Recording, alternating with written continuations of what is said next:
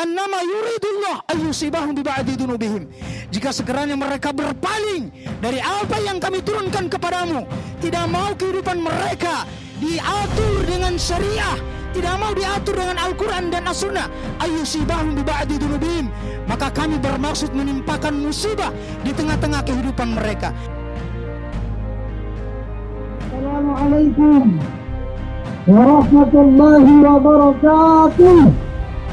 Saudara-saudaraku sekalian yang dimuliakan Allah Subhanahu wa taala.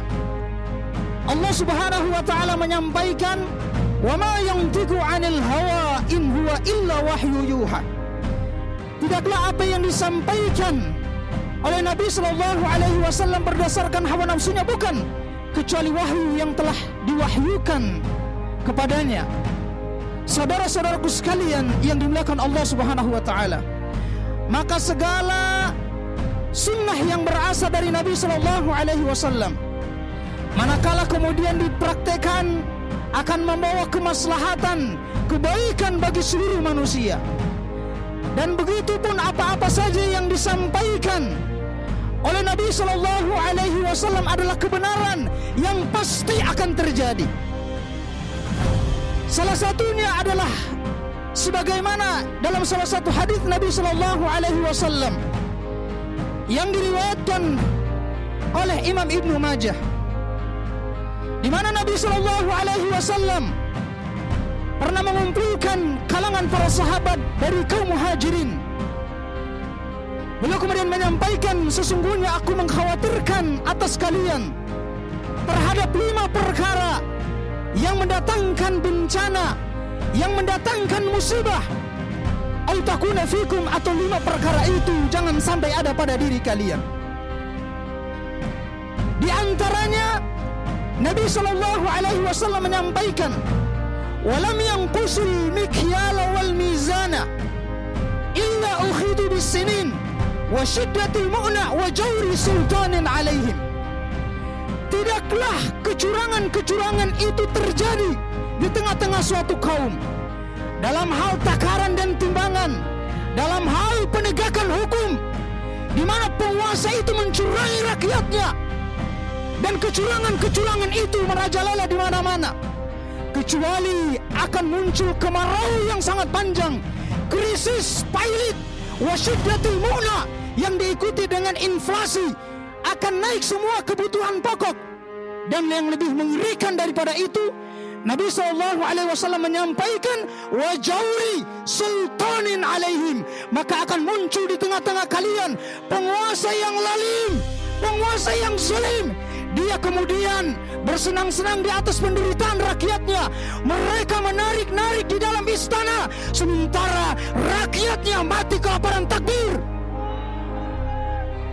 Saudaraku sekalian yang dimuliakan Allah Subhanahu wa taala, benar apa yang disampaikan oleh Nabi sallallahu alaihi wasallam terkait dengan kondisi-kondisi yang akan terjadi di akhir zaman. Hari ini kita menyaksikan negeri yang sangat kita cintai, yang mayoritas penduduknya muslim, negeri Gemaripah Loh Jinawi, yang kaya dengan berbagai sumber daya alam yang begitu luar biasa. Tapi kita menemukan bagaimana rakyat harus menjerit di negeri mereka sendiri.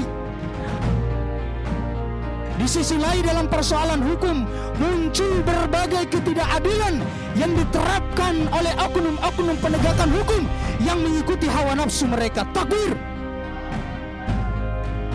Yang kedua, kata Nabi sallallahu alaihi wasallam, manakala kemudian penguasa-penguasa mereka itu mereka mengkhianati, tidak mau menerapkan hukum-hukum Allah, mengkhianati Allah dan Rasulnya, maka Allah akan jadikan musuh itu menguasai mereka. Pemimpin itu akan dikuasai oleh musuh, dan ketika musuh itu menguasai mereka, maka musuh itu akan mengambil berbagai kekayaan-kekayaan alam yang mereka miliki.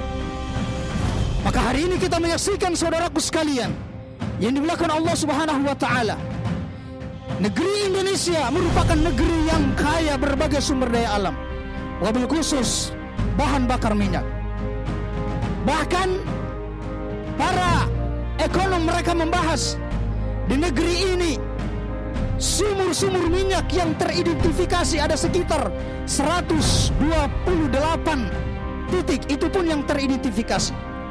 Baru sekitar 42% yang dikelola. Tetapi sayang sekali, ternyata kekayaan alam yang itu menjadi milik kita justru kemudian tidak dikelola oleh negara yang kemudian diperuntukkan untuk masyarakat, tetapi justru diswastanisasi, dikelola oleh swasta, dan kemudian diperjualbelikan di tengah-tengah kehidupan kita. Walhasil apa yang terjadi? Kekayaan alam itu adalah milik kita, tetapi hari ini kita menyaksikan penguasa itu harusnya dia menjadi ro'in, menjadi pemelihara, menjadi pelayan terhadap rakyatnya. Tapi hari ini kita menyaksikan seolah-olah, dan ini merupakan sebuah fakta, hubungan antara penguasa dan rakyat seperti penjual dan pembeli. Betul tidak? Saudaraku sekalian yang dimuliakan Allah Subhanahu wa ta'ala, maka jangan heran negeri kita kaya raya, tetapi justru kemudian hari ini kita temukan bahan bakar minyak begitu luar biasa, naik sampai 30%. Padahal itu adalah milik kita, sebagaimana Nabi SAW menyampaikan, Al-muslimuna syuraka'u fi thalathin. Sesungguhnya kaum muslimin itu mereka berserikat memiliki hak yang sama, fil ma'i wal kala'i wan nar wa thamanuhu haramun. Atas kekayaan air, padang rumput, dan juga tambang-tambang yang ada di perut bumi, dan haram untuk diperjualbelikan. Saudaraku sekalian yang dimuliakan Allah Subhanahu wa ta'ala, apa yang menjadi alasan rezim zalim hari ini menaikkan BBM di tengah rakyat dalam kondisi tercekik diakibatkan musibah baru saja berlalu, yakni COVID-19? Alasannya katanya subsidi yang diberikan kepada rakyat sebanyak 503 atau 504 triliun membebani rakyat. Di mana logikanya? Padahal sama-sama kita paham bahwa APBN itu pendapatannya 70-80% berasal dari rakyat yang dipungut melalui pajak. Takbir. Jadi APBN itu adalah uang kita juga sendiri. Setelah itu ketika diberikan kepada kita, seolah-olah dianggap sebagai beban. Ini diibaratkan seperti seorang ayah yang kemudian memelihara anak-anaknya dan juga keluarganya.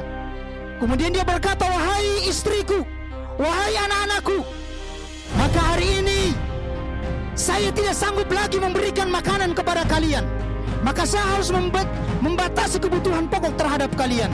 Ini namanya kepala keluarga yang beleng-beleng. Betul tidak?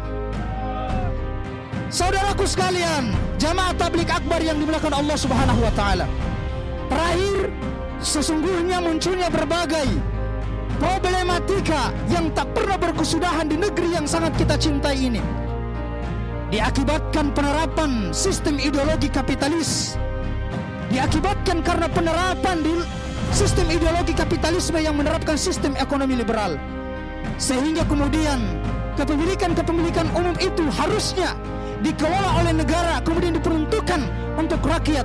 Tetapi hari ini justru kebalikan, negara memberikan kepada swasta, dan kemudian swasta itu memperjualbelikan kepada masyarakatnya.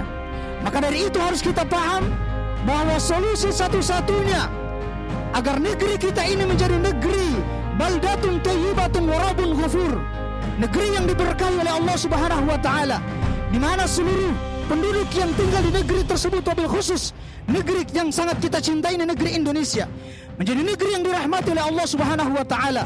Harus kita kembali kepada syariat Islam. Takbir.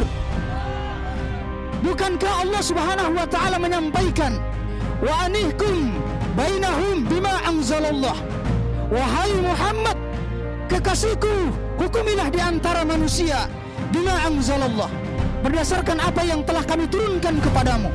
Wala tattabi' ahwa'ahum, dan jangan engkau ikuti hawa nafsu mereka, jangan engkau ikuti hawa nafsu orang-orang munafik itu.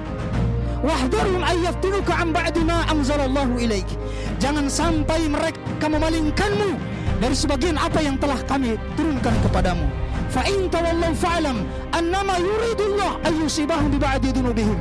Jika sekiranya mereka berpaling dari apa yang kami turunkan kepadamu, tidak mau kehidupan mereka diatur dengan syariah, tidak mau diatur dengan Al-Quran dan As-Sunnah, ayyusibahum bi ba'di dzunubihim, maka kami bermaksud menimpakan musibah di tengah-tengah kehidupan mereka. Maka munculnya berbagai musibah di negeri yang sangat kita cintai ini. Salah satunya adalah kenaikan bahan bakar minyak, diakibatkan karena hukum-hukum Allah Subhanahu wa taala ditelentarkan di negeri yang sangat kita cintai ini. Demikian, wassalamualaikum warahmatullahi